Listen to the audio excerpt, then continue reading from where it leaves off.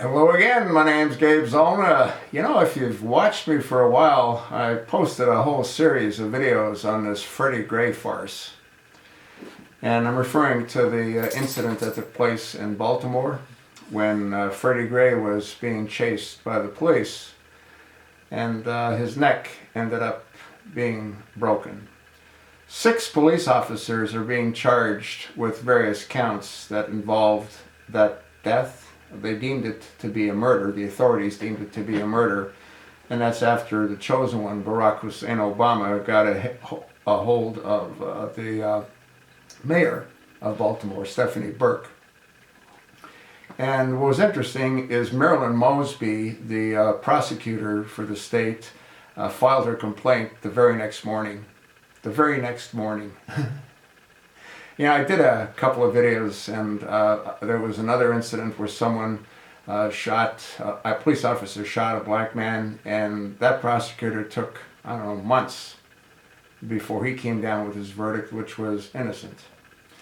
Now, in the videos that I've posted, I've made reference to a whole series of videos, some of which were made by spectators. I contacted the law firm, or one of the law firms that's representing one of the defendants this morning.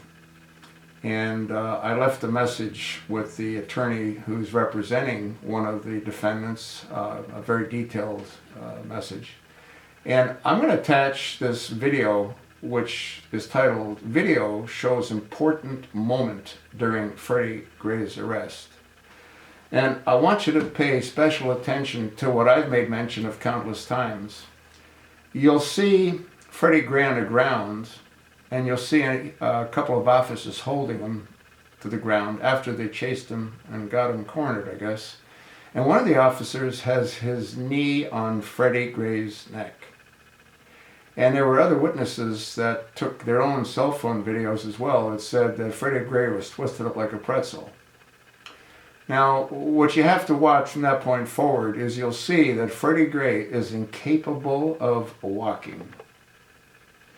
You'll see him being carried by police officers. And you'll see his legs dragging behind him off the ground. They're just sort of skipping along on his toes, but they're dragging behind him. And you'll see his head over like this. And he's not capable of speech because his neck was broken when that officer inadvertently put too much pressure on his neck with his knee.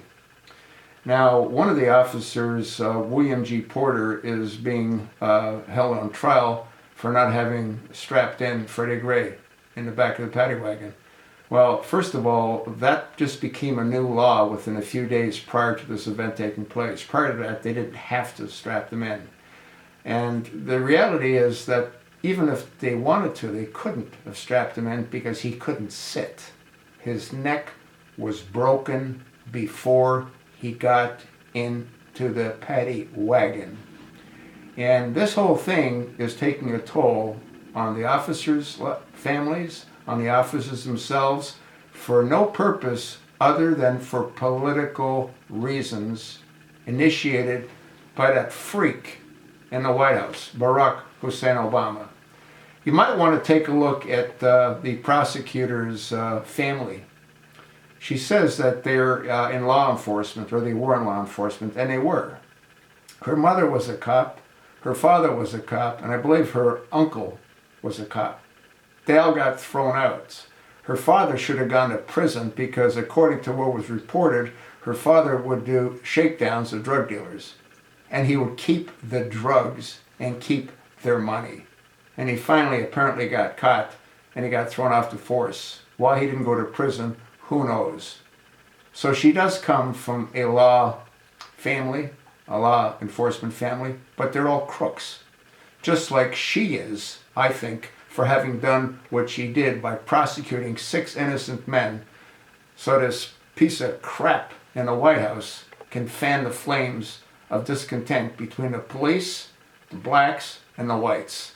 That's what this is all about.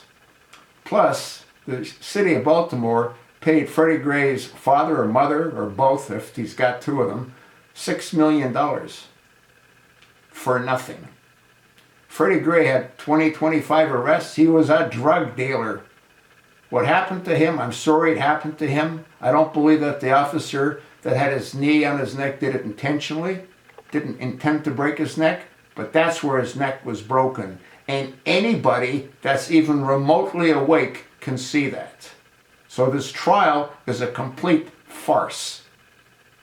That's sort of what I think. When you watch the attached video, tell me where I'm wrong. You can't.